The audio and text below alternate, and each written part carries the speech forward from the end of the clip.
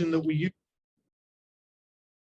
The reason I want to use this is because the Common English Bible is because sometimes when we read a story that we know so well, we don't really hear it. And so maybe hearing this story in a different version will help us.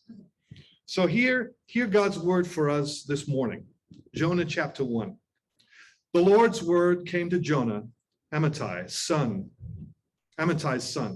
Get up and go to Nineveh, that great city, and cry out against it, for their evil has come to my attention. So Jonah got up to flee to Tarshish from the Lord. He went down to Joppa and found a ship headed for Tarshish. He paid the fare and went aboard to go with them to Tarshish, away from the Lord. But the Lord hurled a great wind upon the sea, so that there was a great storm on the sea. The ship looked like it might be broken to pieces. The sailors were terrified, and each one cried out to his God. They hurled the cargo that was in the ship into the sea to make it lighter. Now Jonah had gone down into the hold of the vessel to lie down and was deep in sleep. The ship's officer came and said to him, "How can you possibly be sleeping so deeply?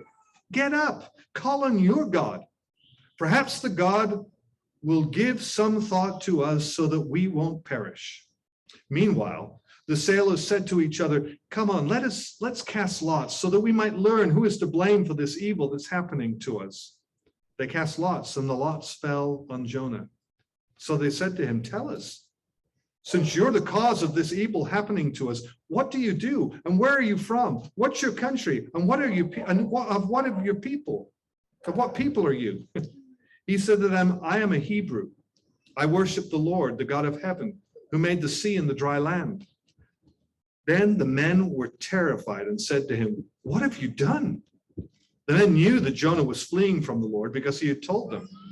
They said to him, "What will we do about you so that the sea will become calm around us?" The sea was continuing to rage. He said to them, "Pick me up and hurl me into the sea. Then the sea will become calm around you. I know it's my fault that this great storm has come upon you." The men rowed to reach dry land, but they couldn't manage it because the sea continued to rage against them. So they called on the Lord, saying, "Please, Lord, don't let us perish on account of this man's life, and don't blame us for innocent blood. You are the Lord. Whatever you want, you can do." Then they picked up Jonah and hurled him into the sea, and the sea ceased its raging. The men worshiped the Lord with a profound reverence. They offered a sacrifice to the Lord and made solemn promises. Meanwhile, the Lord provided a great fish to swallow Jonah. Jonah was in the belly of the fish for 3 days and 3 nights. The word of God for the people of God. Thanks be to God. Matthew and I were talking, and we were noticing that in this story, there are like 3 imperatives. There's this imperative, right, to get up, to go, and then to cry out. He really only does one of those things. That's true. He really does. See, he gets up, but he doesn't do what God has called him to do, does he? Mm-hmm. He gets on the boat heading to Tarshish, which is kind of in the opposite direction. And he gets on a boat. You can't get to Nineveh by boat. Yeah, and it's very obvious that this is where he's going, because if you look at verse 3, you'll notice it says Tarshish. Did you hear it say Tarshish 3 times? He said he was going to go to Tarshish, and then he said he went and found a boat that was going to Tarshish, and then he paid for the fare so he could get on the boat that was going to Tarshish. I mean, it's very clear that Jonah wants us to understand, that the writer wants us to understand where they're going, and it's not to Nineveh, it's to Tarshish. The complete opposite direction. He's running from God. It kind of reminds me of the story of Eve, where she tries to hide from God. That's right, because Rachel was talking about that a couple of weeks ago. If you were here, you'll remember she was talking about that, and that didn't work out too well for her because she was trying to hide from him too. Mm-hmm. And here we have Jonah running from God, which really kind of begs the question, why did Jonah run? I mean, the what seems to be the obvious answer, or at least the assumed answer, is that he was scared. He was scared of going to Assyria. He was scared of this great city. Because I mean, it's a city. I think it takes 3 days to walk across. Right. It had walls around it that were 100 feet high with towers that were 200 feet high. I mean, it was an imposing thing. If you've ever visited a huge city and it's the first time, it can be a little overwhelming. But on top of that, this was the capital of Assyria. This wasn't just, oh, this is a nice city to go to. This was the bad place you don't want to go if you're an Israelite. These were your enemies, and they were not the nicest group of people.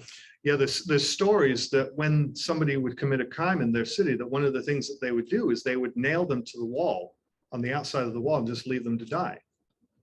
Not really nice, isn't it? Or they take them outside the city gate and they bury them in sand, because Assyria has lots of sand, and they bury them in sand up to their neck. And again, just leave them. Yeah. I mean, this is cruel people. This is awful place. I mean, God is not calling Jonah to go to Cornwall. No. And I've heard a lot of people have been going to Cornwall or Wales. This is a terrible place. Yeah, this is the head of the snake that is Assyria. But the truth is, he's not going there because he's not going there because he's afraid, is he? No, he's not scared. He seems pretty okay with dying, as we see later in this chapter. He's perfectly okay with being hurled into the sea. Yeah, but before we go any further, I think there's something I want us to kind of to talk about a little bit, because I think there's a sense in which, and I think somebody already said it, maybe we need to acknowledge how futile what Jonah was trying to do was. I mean, it's kind of crazy to think that you can run from God. I mean, earlier we heard Psalm 139, and it talked about how we can't run from God. We go to the heavens and he's there. We make our bed in the depths and he's there. We fly on wings like eagles. We anywhere we go, we even go to the far side of the sea, which is kind of what Jonah was trying to do. But in that place, that's where God is. And it was true last week when we were hearing, a couple of weeks ago, when we were hearing from Rachel about Eve. You can't hide from God. And we see it again in this story. No one in this story is off of God's radar. Nineveh is on his radar, the sailors, Jonah. I mean, it even says in like the first verse, no, it's the second verse. The evil of the Ninevites had come to his attention, come to God's attention. So, I mean, it's obvious that no matter where we find ourselves, that God is aware of our circumstances.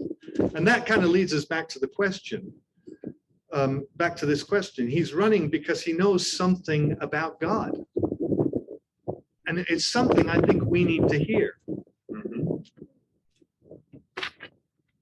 Which leads us to something else that we notice throughout this passage, throughout this first chapter. It's this idea that it's a chapter full of endings. It's really strange, isn't it, that this prophetic work begins with God calling Jonah to go to Nineveh. And it says to preach against it. I don't know about you, but that doesn't sound good for Nineveh, right? At least at first reading. I mean, it seems like there's an ending right there. And then all of a sudden Jonah runs, and that seems like, okay, well, that's not what prophets normally do. They don't run, they go do what God says. So that seems like the end of the story. Yeah, and many times they'll write oracles. If you go back to that book that's right before it, or is it, yeah, right before it is Obadiah, you'll find that it's filled with just these writings against or that God had called him to write. And yet here, none of that takes place. It seems like it's over. And then God sends this storm, right? Yeah. And you would think, well, that's it for the sailors in Jonah. They're not going to live anymore. And it's obvious that this is a great storm, because as Jonah tells them, he says, throw me into the sea. And it's not like he has a flotation device. I mean, there's no mention of that in the text. And it's very obvious as you read the text that everybody understands what this means. It means the end, right? The end of Jonah. That's why the sailors are like, well, we don't want to do that. And that's why they try and row. And they try to get out of there because they don't want to be responsible for killing the prophet of God, a prophet of God. That just seems like a bad idea, especially the guy who made the heavens and the sea and the land. It just seems like it's going to go badly for them. Yeah, it would be pretty bad to get rid of the Lord's anointed. That's probably what they thought. Yeah. And then what was it you were saying about the next one is just really kind of graphic. Oh yeah. And then so they hurl him into the ocean. He's probably going to die. And then all of a sudden he gets swallowed by a great fish. That's a really graphic description of him dying. We didn't really need to hear that.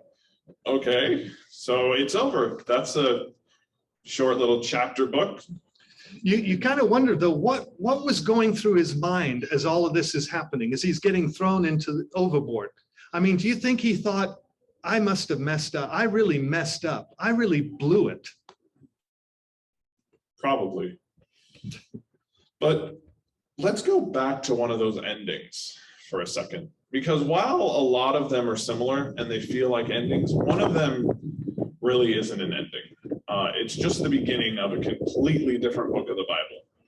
And that's the first one, where God says, go preach against Nineveh.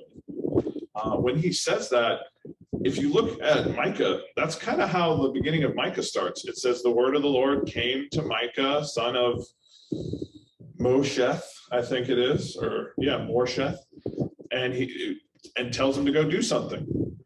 And Micah does it. And Micah does it. And that's what you expect from this book. But that's not what happens.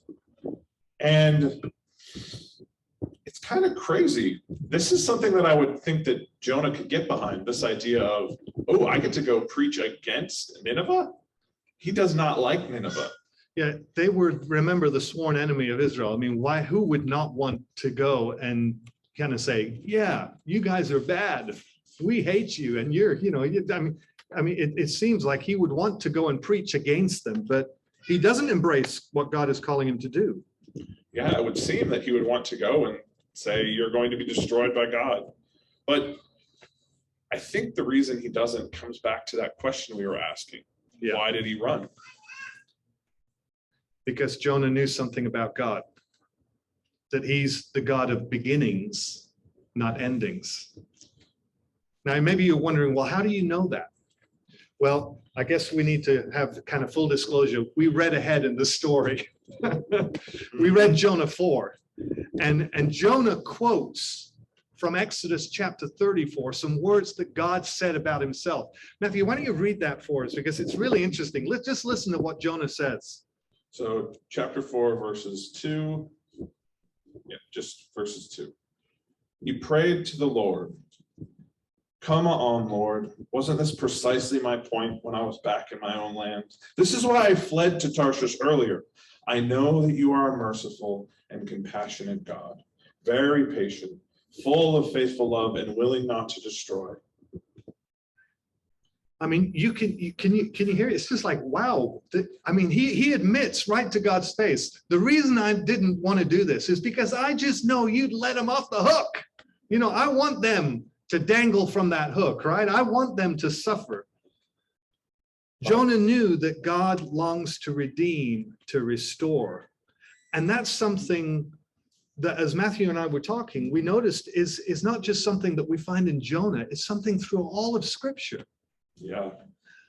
One of my favorite examples of this is Abraham and Sarai. You remember that story? In Genesis chapter 12, God comes to Abraham and says, I'm going to make you into a mighty nation. Now, you have to remember, he's talking to this old man who's married to a barren wife, and he's saying to him, through your lineage, I'm going to make you into a mighty nation. Now, they didn't have 12 kids already. They had 0. And yet in chapter 15 and chapter 18, God begins to speak to Abraham about saying that he's giving him this promise. And incredibly, Abraham ends up becoming the father of Isaac, who becomes the father of Jacob, who becomes the father of the 12 sons of Jacob, who are the 12 tribes of Jacob. I mean, it's just absolutely incredible. I mean, another great story, which kind of follows in this thread, is the story of Joseph in Genesis. Joseph is sold into slavery. He is written off as dead by his brothers. He is written off. His brothers tell the rest of his family that he is dead. Yeah, and his dad mourns, right? Yeah. And then he gets sold into an Egyptian, and you think, okay, maybe something's going on here. And then it's Potiphar, and Potiphar is a powerful person in Egypt, and you think, okay, maybe God's doing something here. And then he gets thrown into prison, which is not where you go with these things. It seemed to be another ending in a story that already had an ending. But then all of a sudden, he's second only to Pharaoh.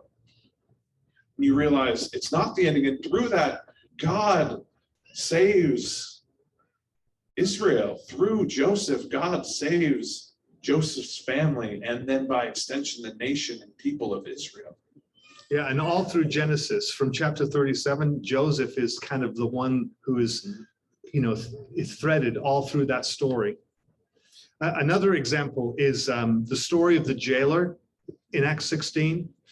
The story is that Paul and Silas go to Philippi, and they get in trouble with the people, and they end up in prison, don't they? They end up in the jail. They're down there in the bottom of the prison singing praises to God, and then this earthquake happens, and suddenly all the chains fall off, all the doors open, and the jailer comes out, sees this, and what does he do? He wants to end his life. And it looks like his life is over. And yet what we discover is that God saves him. I mean, he saves him. And not only physically, but he and his family are baptized into the family of God. I mean, what looked like an ending becomes a beginning. And then there's the penultimate example, which is found in Christ. Jesus is the Messiah. He's born to a virgin, which should have been a non-starter to begin with. He's raised in the middle of nowhere in a backwater town in Galilee. That's not how you start. That's not where Messiahs come from.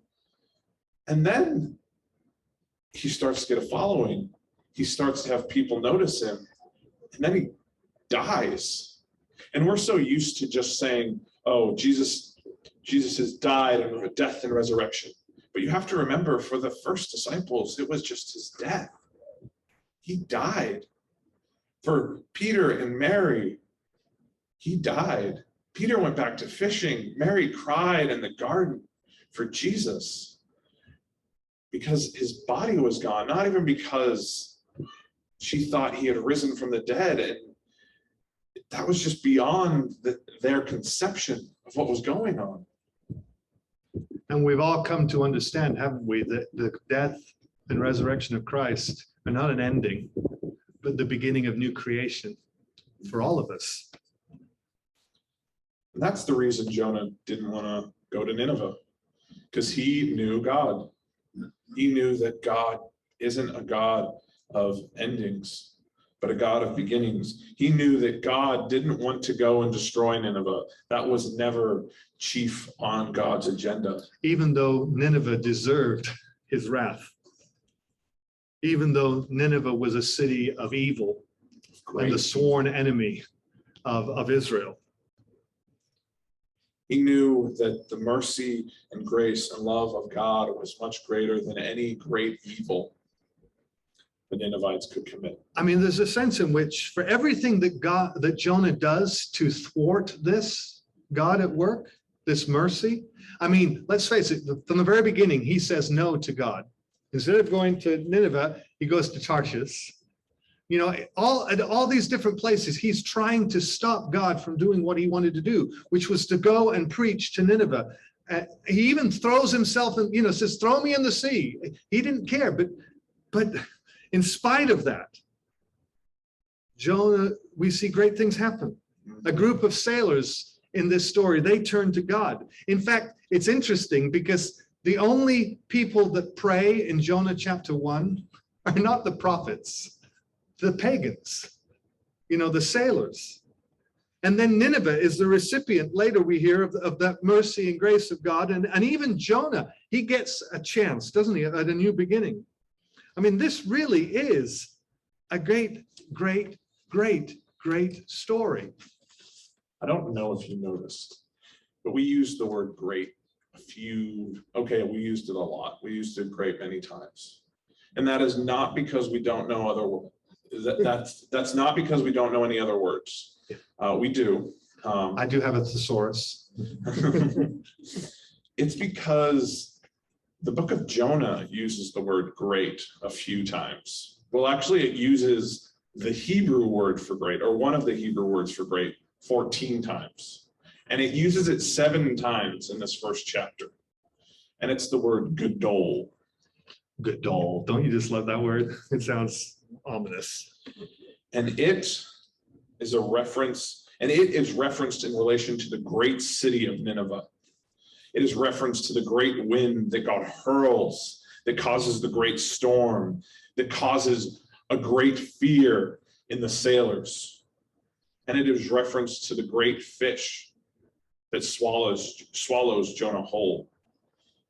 And gadol has this meaning, this Hebrew word has this meaning of great in the understanding of extent and magnitude, massive, like we can't really see it right now, but like the sun. Yeah. Actually, the first time it was used in the Bible was in reference to the sun. Yeah. It would be nice to see the Gadol sun, wouldn't it? Mm-hmm. It is a reference to the biggest or the greatest thing you have seen. I mean, when I say the word gadol, you feel it. I feel it. It's not something that you just say. It's something that has weight and meaning with it. We already talked about how Nineveh was the great city.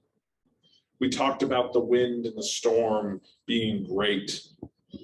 We talked about the great fear of the sailors. But there's another great that's woven throughout this story. Yeah, it's interesting because it's not mentioned by name, but it is definitely there, all through it. There is one thing that is not described as great, but I think we would all agree is great. I mean, we sung about it in a song earlier. Well, the kids did. Yeah. I don't know if you did. Our God is a great, great God, right? A Gadol God. And not only is he great, but his mercy is great. It's a great mercy. And perhaps like the people of Nineveh and the sailors that on that tossed sea and Jonah himself, we need to be reminded of that reality, that we serve a God who is great in mercy, who is a merciful God, who is Gadol mercy, has Gadol mercy. Mm-hmm. If there's anything that we learned in this story, well, actually, before we do that, it kind of leads to a question that we wondered about, that I wonder about. Do we need his Gadol mercy today? We see it displayed throughout the story, but perhaps like the people of Nineveh who were going to be offered a chance at it, or the sailors who weren't just forgotten, who God remembered and didn't destroy, or even Jonah who got a chance at it by being swallowed by a great fish. Maybe we need his Gadol mercy and grace. Yeah, Carmen and Isaac reminded us of that in the scripture that was read from Romans. You see, at just the right time, when we were still powerless, Christ died for the ungodly. Very rarely will anyone die for a righteous person, though for a good person someone might possibly dare to die, but God demonstrated his love, his mercy for us in this, that while we were still sinners, he died for us. The truth is, God could have said, I don't care what happens to Nineveh, but he does care. He could have said, I don't care what happens to those sailors, but he does care. He could have said, I don't care what happens to Jonah, this stupid prophet who thought he could run from me. I don't think he called him stupid, though. But he does care, and he didn't think he was stupid. And he could have said, he doesn't care what happens to us, to you, to me, to Ashton, but he does care. Yeah, because he is a great God. And he is a God of Gadol mercy and love and grace. We're going to sing a song here as we come to the end of our time together. The title of this song is Kyrie eleison. And maybe before you freak out, that is a Latin phrase. And what it means is Lord. Kyrie is the Latin word for Lord, and eleison is the word for mercy. Lord, have mercy. And this, one of the reasons I wanted to sing this song is because it's a call for God to give us, to grant us mercy. And I think we might be thinking, well, it's kind of something, it's a hope, it's a wish, it's something we hope will be true. But as we have learned in this story, we serve a God of Gadol mercy.